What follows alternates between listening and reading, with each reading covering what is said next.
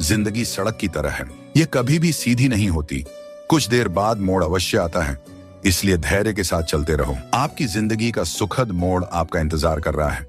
मुश्किलें अगर दरवाजा खटखटाए तो कभी डरो मत, निडर होकर दरवाजा खोल दो, क्योंकि कामयाबी अपना भेष बदल कर ही आती है। याद रखना कि जीवन में खाली व्यक्ति ही सबसे ज्यादा दुखी होता है। अगर आप सीखना चाहो तो आपकी हर गलती आपको सबक देती है। नमस्कार दोस्तों, Bodhi thinks by YouTube channel में आपका दिल से स्वागत है।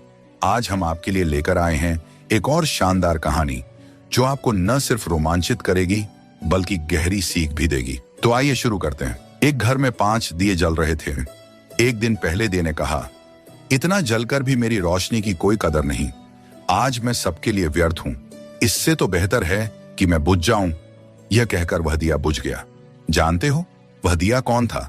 वह दिया था उत्साह का प्रतीक। उसे देखकर दूसरा दिया जो कि शांति का प्रतीक था, उसने कहा, मुझे भी बुझ ही जाना चाहिए। मैं निरंतर दुनिया को शांति की रोशनी दे रहा हूं, पर फिर भी लोग हिंसा करते हैं। यह कहकर वह दिया भी बुझ गया। तीसरा दिया जो भाईचारे का था वो भी उन्हें देखकर बुझ गया। अब ना उत्साह था, ना शांति, ना भाईचारा।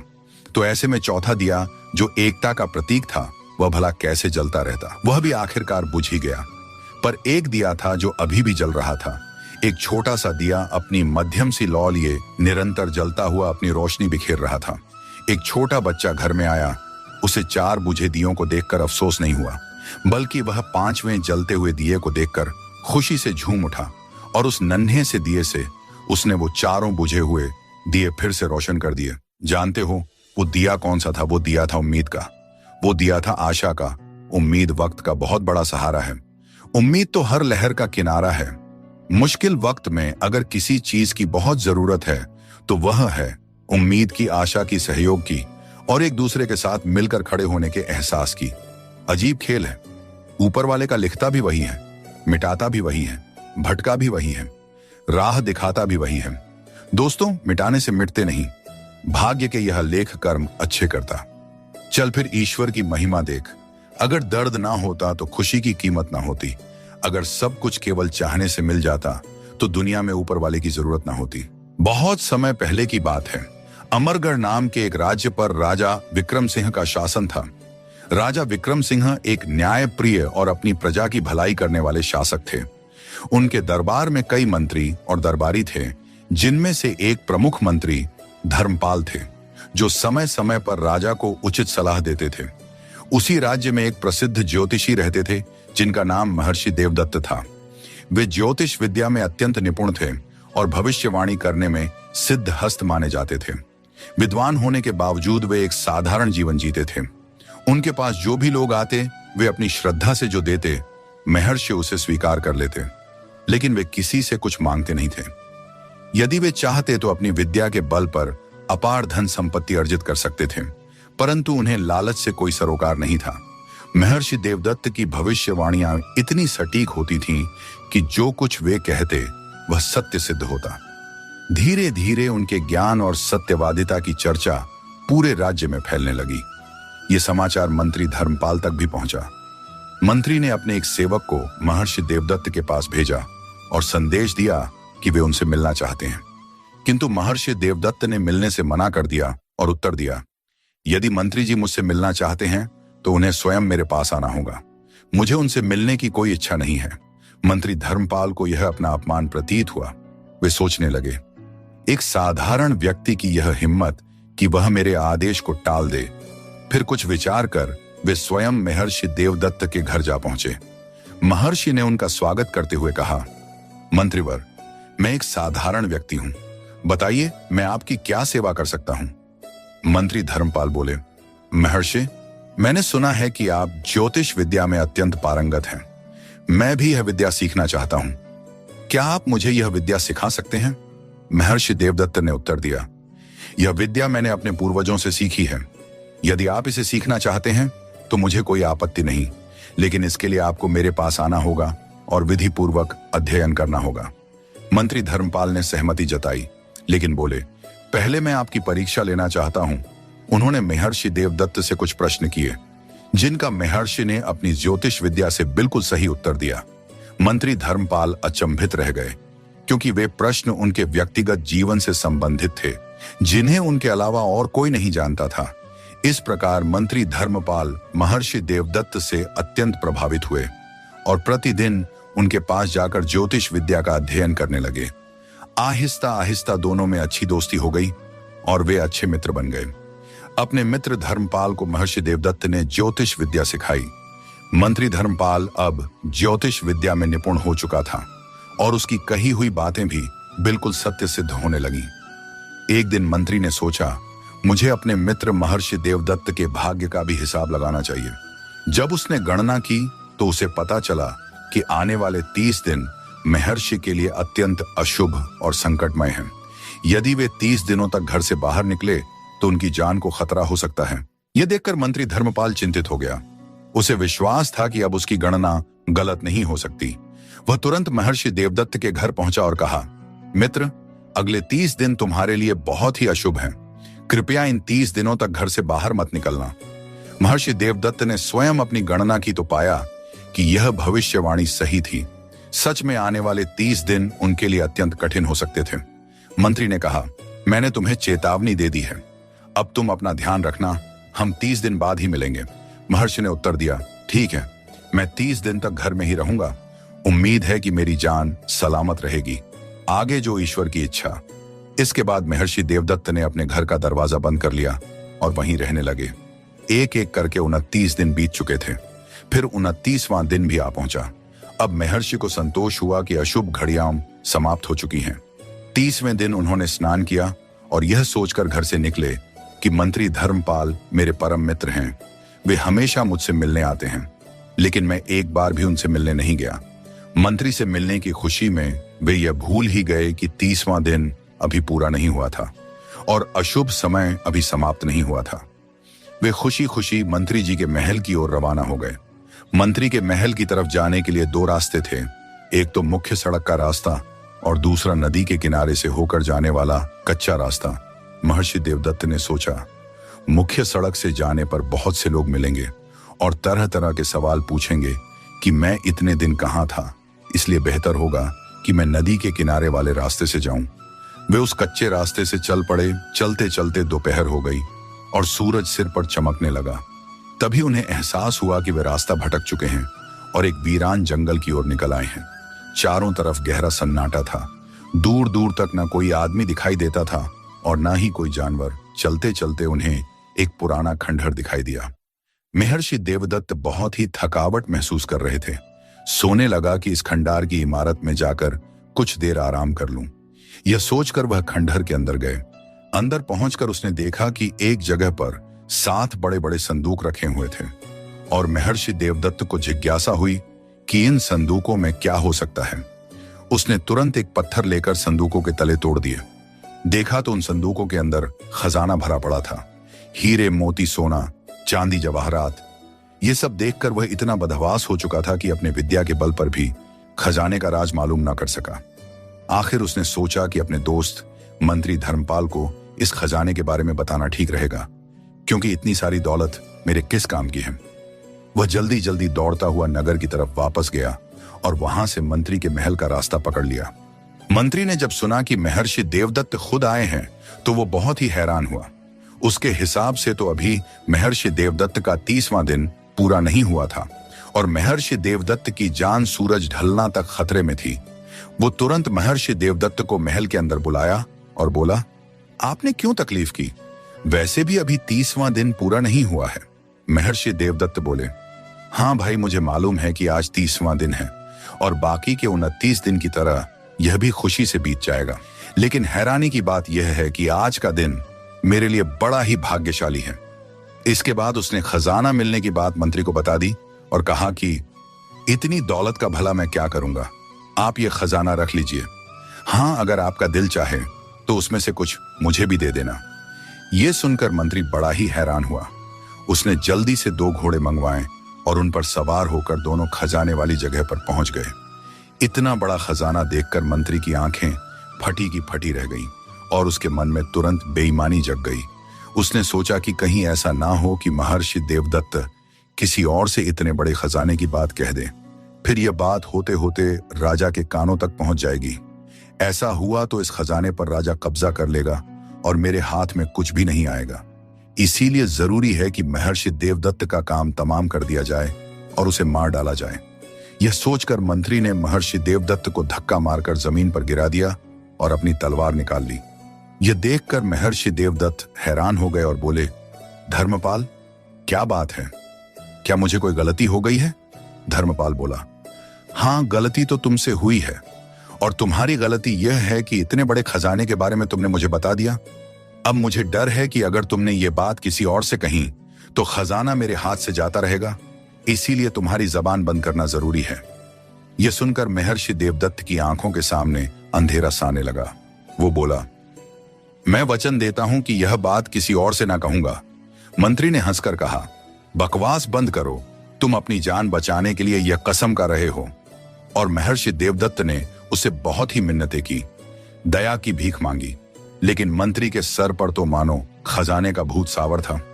जब महर्षि देवदत्त ने देखा कि उसकी जान बचाने की कोई उम्मीद नहीं है, तो वह बोला, धर्मपाल, अगर तुम मेरी जान लेना ही चाहते हो तो मेरी एक आखिरी इच्छा पूरी कर देना। धर्मपाल बोला, बोलो, क्या इच्छा है?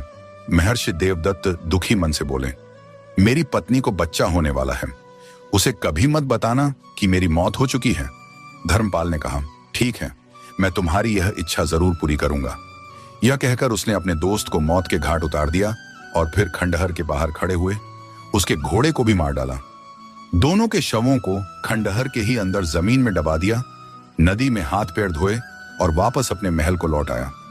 अब वो बिल्कुल संतुष्ट था कि वो खजाने का अकेला मालिक है। उसने अपने सबसे भरोसेमंद नौकरों को बुलाया और रातों रात उस खजाने को अपने महल में ले आया। राज्य के सबसे बेहतरीन कारीगरों को बुलाकर उसे खंडहर को तोड़वाकर एक शानदार महल बनाने का आदेश दे दिया गया।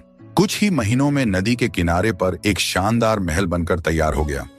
इसी दौरान मंत्री ने महर्षि देवदत्त की पत्नी को बुलाया और उससे कहा कि महर्षि देवदत्त को मैंने एक विशेष काम से दूसरे देश में भेज दिया है। कुछ दिनों के बाद महर्षि देवदत्त के घर पर एक चांद से बच्चे का जन्म हुआ। बेटे का नाम वीरेंद्र रखा। बेटे के जन्म पर वीरेंद्र की मां अपने पति को याद करके बहुत ही रोई, क्योंकि बहुत समय हो गया था, उसकी कोई खोज खबर ना मिली थी। वो बदनसीब कई बार अपने पति के बारे में पता करने के लिए मंत्री के महल में गई, मगर पहरेदारों ने उसे धक्के देकर बाहर निकाल दिया।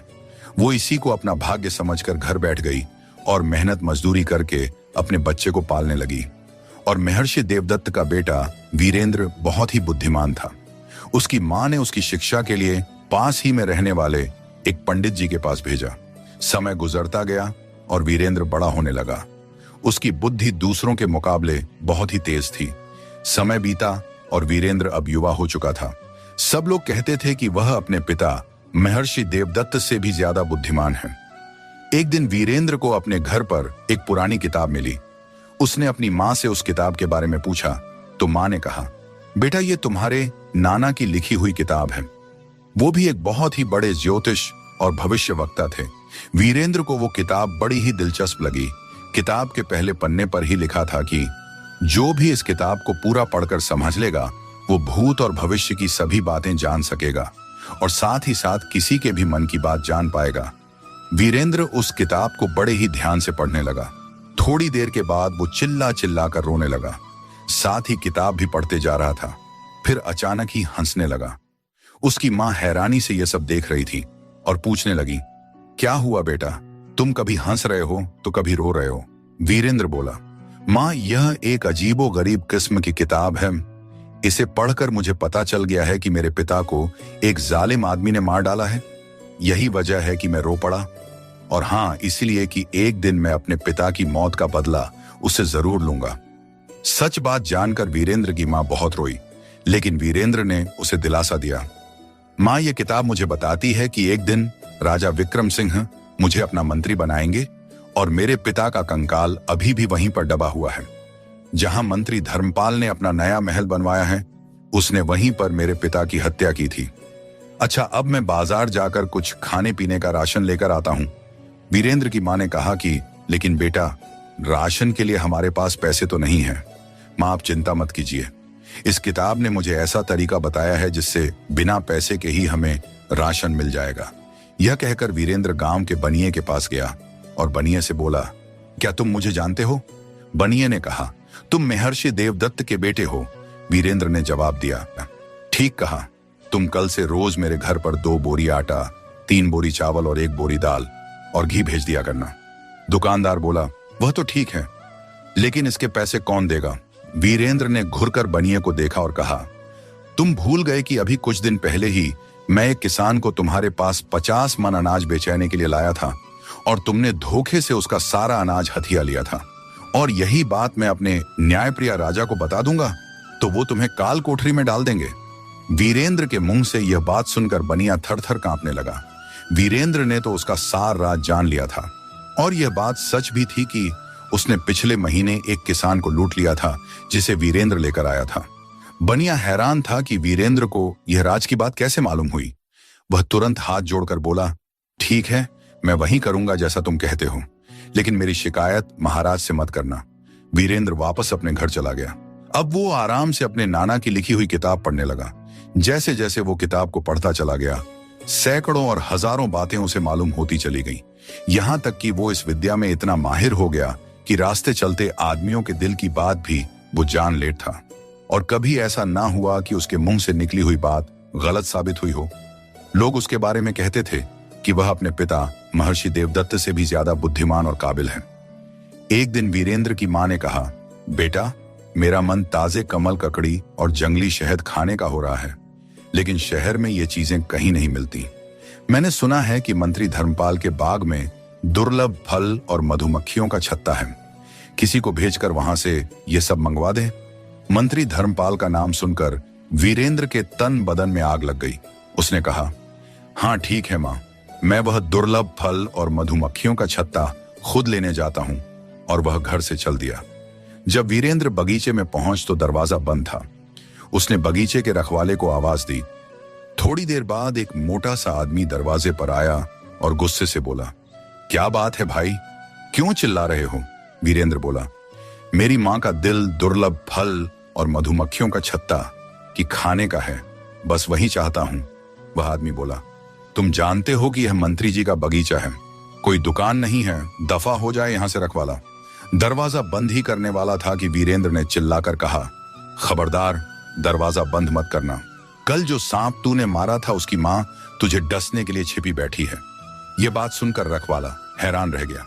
उसने झुककर बाग में इधर उधर देखा तो सचमुच एक नागिन वहां पर दिखाई दी। रखवाला ने मन में सोचा, मैंने इसे ऐसे ही दांत दिया? वह पूछने लगा कि तुम्हें कैसे पता चला कि कल मैंने सांप को मारा था और मुझे उसकी मां डसने वाली है? वीरेंद्र ने कहा, तुम्हें इस बात से कोई मतलब नहीं होना चाहिए। तुम्हें साथ देना है तो दो, वरना मैं जाता हूं। रखवाला बोला, अरे गुस्सा क्यों हो रहे हो?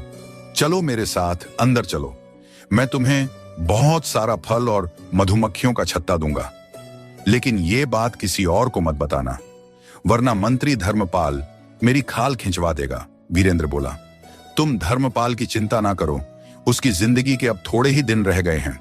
रखवाले ने वीरेंद्र को एक तरफ बिठाया और उसके लिए फल और मधुमक्खियों का छत्ता लेने के लिए चला गया। इस दौरान मंत्री धर्मपाल टहलता हुआ बाग में आ पहुंचा। उसने वीरेंद्र को देखा तो रखवाले से पूछा कि यह कौन है? रखवाला बोला, हुजूर, यह लड़का बड़ी अजीबोगरीब बातें करता है जो मेरी समझ से बाहर है। फिर उसने फल मांगने और सांप की बात उसे बता दी। मंत्री बड़ा ही हैरान हुआ और वीरेंद्र को गौर से देखने लगा। उसने रखवाले को वहां से जाने के लिए कह दिया और वीरेंद्र से पूछा, लड़के तुम कौन हो? तुम्हारा नाम क्या है? तब वीरेंद्र ने जवाब में कहा, मेरा नाम वीरेंद्र है और मेरे पिता महर्षि देवदत्त हैं। महर्षि देवदत्त का नाम सुनकर मंत्री कांप गया। उसके अंदर डर समा गया, लेकिन फिर वो संभल कर बोला, तुम्हारे पिता को मैं जानता हूं, बड़े ही नेक दिल आदमी हैं।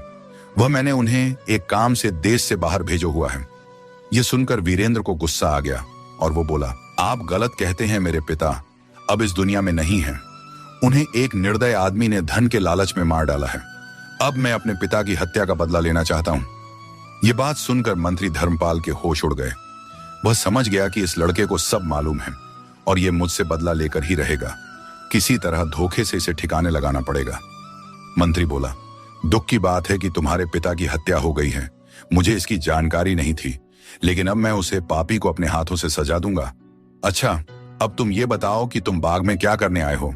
वीरेंद्र बोला, मुझे फल और मधुमक्खियों का छत्ता चाहिए था जो सिर्फ इसी बाग में होता है। धर्मपाल बोला, ठीक है, तुम यहीं पर रुको, मैं अभी किसी नौकर को बुलाकर फल और मधुमक्खियों का छत्ता तोड़वाता हूं। यह कहकर मंत्री एक तरफ चला गया और अपने एक खास नौकर को अकेले में बुलाकर कहने लगा, एक लड़का उधर बाग में बैठा हुआ है, तुम उसे बहला फुसलाकर धोखे से किसी भी तरह तहखाना में जाओ और वहां पर बंद कर दो, ताकि वह वहीं पर भूखा प्यासा तड़प कर मर जाए।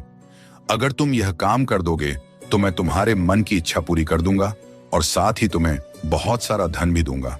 यह बात सुनकर नौकर तुरंत बगीचे की ओर गया। उसने पीछे से जाकर वीरेंद्र को जकड़ लिया और उसे उठाकर तहखाना की तरफ बढ़ने लगा। वीरेंद्र ने चिल्लाकर कहा, अरे नौकर, तुम ये क्या कर रहे हो? धर्मपाल तुम्हारे मन की इच्छा कभी पूरी नहीं करेगा, वो झूठा आदमी है। अगर तुमने मुझे मारा तो धर्मपाल तुझे भी जिंदा नहीं छोड़ेगा। नौकर हैरान हुआ और उसे नीचे रखकर धीरे से बोला, तुम्हें क्या पता कि मेरे मन में क्या इच्छा है? वीरेंद्र बोला, मैं सब कुछ जानता हूं। तुम मंत्री की बेटी से शादी करना चाहता है और मन ही मन में मंत्री की बेटी भी तुझे प्यार करती है। नौकर वीरेंद्र के कदमों में गिर पड़ा और बोला, हाँ, मेरी यही इच्छा है। वीरेंद्र बोला, मैं तेरी शादी मंत्री की बेटी से करवा सकता हूं और वह समय जल्द ही आने वाला है जब मंत्री को मेरी जरूर पड़ेगी, मगर तुम उस वक्त तक उसे मेरा पता मत बताना जब तक कि वो तुम्हें 3 तमाचे ना मार दे। लेकिन मंत्री ने मुझे तुम्हें तहखाना में बंद करने के लिए हुक्म दिया है। वीरेंद्र ने कहा, हाँ, तुम उसे कह देना कि तुमने मुझे तहखाना में बंद कर दिया है। और यह कह नौकर ने उसे छोड़ दिया। वीरेंद्र ने फल और मधुमक्खियों का छत्ता लिया और अपने घर को चल दिया। उसके बाद नौकर धर्मपाल के पास गया और बोला, मालिक, मैंने उस लड़के को तहखाने में बंद कर दिया है। मंत्री अब संतुष्ट था कि उसके रास्ते का कांटा साफ हो गया है। जिस दिन मंत्री ने वीरेंद्र को तहखाना में बंद करने की साजिश की, इस रात महाराज विक्रम सिंह को एक अजीबोगरीब सपना दिखाई दिया। लेकिन जब उनकी आंख खुली तो उसे वह सपना याद नहीं रहा। वो बाकी सारे काम भूलकर इसी उधेड़बुन में लग गया कि रात को उसने क्या सपना देखा था। सुबह वो दरबार में आया और अपने सभी मंत्रियों से ये बात कही कि वो जानना चाहता है कि रात को उसने क्या सपना देखा था और उसके सपने का मतलब क्या था। सारे मंत्री परेशान थे कि आखिर राजा के सपने के बारे में कैसे पता किया जाए। राजा ने अपने सबसे बुद्धिमान मंत्री यानी धर्मपाल से कहा कि तुम हमारे सबसे योग्य मंत्री हो, तुम ही बताओ कि रात को हमने क्या सपना देखा था। जब वो भी राजा के सपना के बारे में बताने में नाकाम रहा तो राजा विक्रम सिंह गुस्से से लाल पीले हो गए और बोले, अगर 15 दिन के अंदर तुम मुझे मेरे सपना के बारे में ना बता सके तो तुम मंत्री रहने के लायक नहीं रहोगे, और फिर तुम तो ज्योतिष विद्या भी जानते हो। मेरे सपना के बारे में ना बता सके तो तुम्हारी खैरियत नहीं है। राजा का गुस्सा देखकर मंत्री घबरा गया। दरबार खत्म होने के बाद वह अपने महल में गया। ऐसा करते करते 15 दिन भी बीत गए, लेकिन मंत्री को समस्या का कोई हल ना मिला। तभी अचानक उसे महर्षि देवदत्त के बेटे का ख्याल आया। मन में वो सोचने लगा कि मैंने क्यों उसे मरवा दिया। अगर वो आज जिंदा होता तो जरूर सपने के बारे में मुझे बता देता। फिर मंत्री को ख्याल आया कि हो सकता है वो जिंदा हो, नौकर ने उसे छोड़ दिया हो। फिर उसने इस नौकर को बुलाया और कहा, बहुत दिन पहले मैंने तुम्हें एक लड़के को तहखाना में डालने को कहा था। मुझे यकीन है कि वो तुम्हारे हाथों से बस निकाला होगा। नौकर ने कहा, नहीं हुजूर, मैंने तो उसे तहखाना में बंद कर दिया था। अब तक तो उसकी हड्डियां भी गल गई होंगी। मंत्री आज बावला हुआ और नौकर को एक के बाद एक 3 तमाचे मारने लगा और बोला, तू झूठ बोलता है, सच बता। नौकर बोला, मालिक, सच बात तो यह है कि वह लड़का जिंदा है। मंत्री यह बात सुनकर खुश हुआ और बोला, यह बात तूने पहले मुझे क्यों नहीं बताई? नौकर बोला, हुजूर, यह बात मुझे इस लड़के ने कही थी कि जब आप 3 तमाचे मुझे मारे तभी मैं आपको सच बताऊं। मंत्री ने कहा, ठीक है, अब तुम जाओ और वीरेंद्र को लेकर आओ। नौकर तुरंत वीरेंद्र के घर पर गया और उसे लेकर मंत्री के पास आया। मंत्री ने वीरेंद्र से माफी मांगी और कहने लगा कि राजा विक्रम सिंह ने एक सपना देखा है और वो भूल चुका है कि क्या सपना था। तुम अपनी विद्या के बल पर उसका सपना बताओ और उस सपने का मतलब भी बताओ, तभी सब दरबारी की जान बच सकती है। वीरेंद्र ने कहा, ठीक है, अगर यह बात है तो कल आप दरबार में राजा से कहिएगा कि आपका एक शिष्य राजा के सपने के बारे में बता सकता है, और फिर दरबार में मुझे बुला लीजिएगा। मैं वहीं पर राजा के सपने का राज बता दूंगा। इस समय मुझे अब जाने दीजिए। मंत्री बेचारा क्या करता, वह इस बात पर राजी हो गया। अगले दिन राज दरबार में मंत्री ने राजा से बात कही कि मेरा एक शिष्य है जो आपके सपने का रहस्य बता सकता है। राजा ने तुरंत एक सिपाही को वीरेंद्र को बुलाने के लिए भेज दिया। थोड़ी देर बाद सिपाही खाली हाथ लौटकर वापस आया और बोला, हुजूर, वीरेंद्र राज दरबार में आने को तैयार है, परंतु उसे कोई सवारी पसंद नहीं आ रही। उसने एक अजीब शर्त रखी है। कहता है कि वो सिर्फ मंत्री धर्मपाल की पीठ पर सावर होकर ही महल में आएगा। दरबार में सब यह बात सुनकर जोर जोर से हंसने लगे और राजा भी। फिर राजा ने कहा, मंत्री जी, लगता है आपने अपने शिष्य को बड़ी ही तकलीफ दी है, इसीलिए वह आपको बेइज्जत करना चाहता है। खैर, कारण जो भी हो, हमें अपने सपने के बारे में जानना है। आप वही करिए जैसा कि आपके शिष्य ने कहा है। जाओ और उसे अपनी पीठ पर बिठा कर ले आओ। मंत्री ना चाहते हुए भी शर्मिंदगी के साथ वीरेंद्र के घर पर पहुंचा और वीरेंद्र उछलकर उसकी पीठ पर बैठ गया और चाबुक मारता हुआ रास्ते भर यह बोलता हुआ आया कि देखो ए लोगों, आज मैं अपने पिता के हत्यारे के साथ क्या सलूक कर रहा हूं। महल पहुंचकर वह मंत्री की पीठ से उतरा और राजा ने पूछा, युवक, पहले यह बताओ कि मंत्री ने तुम्हारे साथ ऐसा क्या किया है जो तुमने उसे यह सजा दी। वीरेंद्र बोला, महाराज, इसने मेरे बेकसूर पिता की हत्या की है। मंत्री चिल्लाया, हुजूर, यह झूठ बोल रहा है। मैंने इसके पिता को एक काम से देश से बाहर भेजा हुआ है। वीरेंद्र ने कहा, नहीं महाराज, मेरे पिता का और उसके घोड़े का हड्डियों का कंकाल आज भी नदी के पास इसके महल के नीचे मौजूद है। राजा बहुत ही हैरान था। उसने कहा, ठीक है, मैं इस बात की छानबीन करवाऊंगा। पहले तुम यह बताओ कि मैंने क्या सपना देखा और उस सपने का मतलब क्या है। वीरेंद्र ने कहा, महाराज, आपने में देखा कि आसमान से एक उड़ता हुआ पक्षी आया। उसकी सोंच में अंगूर का एक गुच्छा था। उसे अंगूर के गुच्छे में 7 दाने थे। पक्षी ने वो गुच्छा आपके हाथ पर रखा और उड़ गया। लेकिन जब आप अंगूर खाने लगे तो एक कौवा आया और उस गुच्छे को आपके हाथ से लेकर उड़ गया। राजा ने कहा, सच, बिल्कुल सच, मैंने बिल्कुल यही सपना देखा था। अब तुम यह बताओ कि इस सपने का मतलब क्या है। वीरेंद्र ने कहा, महाराज, आपके सपने की सच्चाई आपके सामने ही मौजूद है। मेरे पिता महर्षि देवदत्त को जंगल में 7 संदूक मिले थे जिसके अंदर खजाना भरा हुआ था। मेरे पिता ने इस बात की जानकारी मंत्री जी को दी तो मंत्री जी ने लालच में आकर मेरे पिता की हत्या करवा दी ताकि वह खजाने की बात किसी और को ना बता सके। और जो खजाना राज खजाने में जाना चाहिए था वह इस मंत्री के कब्जे में है। मेरे पिता और उनके घोड़े को मारकर मंत्री जी ने वही जमीन में गाड़ दिया था। यही आपके सपने की असलियत है। यह सुनकर राजा ने मंत्री को तुरंत गिरफ्तार कर लिया गया और उसके महल की तलाशी ली गई, जहां पर वो 7 खजाने से भरे हुए संदूक भी मिल गए। उसके महल के बाग की खुदाई की गई, जहां महर्षि देवदत्त और उसके घोड़े की हड्डियों के कंकाल मिले। मंत्री जी के सारे अपराध उजागर हो चुके थे। वो राजा से माफी मांगने लगा, लेकिन न्यायप्रिया राजा ने उसे मृत्युदंड की सजा सुना दी। फिर वीरेंद्र ने अपने पिता की अस्थियों को पूरे रीति रिवाज से उनका अंतिम संस्कार किया। इसके बाद राजा ने वीरेंद्र से कहा, बेटे, तुम बहुत ही बुद्धिमान और योग्य युवक हो। मैं चाहता हूं कि तुम मेरे मंत्री बन जाओ। वीरेंद्र ने यह प्रस्ताव स्वीकार कर लिया और कहा, महाराज, मेरी एक प्रार्थना है। राजा ने कहा, कहो, क्या कहना चाहते हो।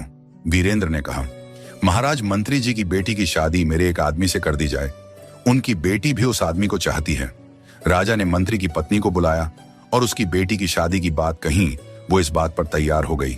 फिर मंत्री की बेटी की शादी उस नौकर के साथ कर दी गई जिसने वीरेंद्र को तहखाना में डालने की बजाय छोड़ दिया था। वीरेंद्र ने अब अपने पिता की हत्या का बदला ले लिया था और वो महाराज विक्रम सिंह का एक मंत्री बनकर अपनी मां के साथ एक शानदार महल में रहने लगा और एक अच्छा जीवन बिताने लगा। वीरेंद्र ने अपनी बुद्धिमानी और साहस से अपने पिता की हत्या का रहस्य उजागर किया और अन्याय करने वाले मंत्री को उसकी सजा दिलवाई। राजा विक्रम सिंह की न्यायप्रियता ने साबित किया कि अपराधी कितना भी शक्तिशाली क्यों ना हो, सच्चाई एक न एक दिन सामने आ ही जाती है। वीरेंद्र को उसकी योग्यता का उचित सम्मान मिला और वह राजा का मंत्री बना। इस कहानी में भी यही दर्शाया गया कि मंत्री ने छल कपट से वीरेंद्र के पिता की हत्या कर दी और सालों तक अपने अपराध को छिपाए रखा, लेकिन अंततः उसका सच सामने आ ही गया। उसके किए गए पापों का फल उसे मृत्यु के रूप में मिला।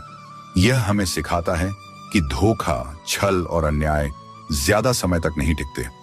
सत्य और न्याय की जीत हमेशा होती है। इसलिए हमें हमेशा सही राह पर चलना चाहिए और अच्छे कर्म करने चाहिए, क्योंकि अच्छे कर्मों का फल भी उतना ही शुभ होता है। इस कहानी से यह शिक्षा मिलती है कि सच्चाई और न्याय की राह पर चलने वालों की जीत हमेशा होती है। इसके अलावा दयालुता और अच्छाई का प्रतिफल अवश्य मिलता है।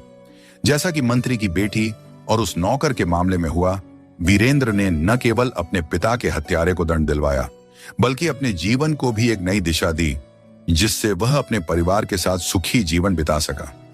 दोस्तों, इस कहानी को सुनने के लिए आपका बहुत बहुत धन्यवाद। आपको यह कहानी कैसी लगी और आज के इस वीडियो से आपने क्या सीखा, हमें कमेंट में जरूर बताएं।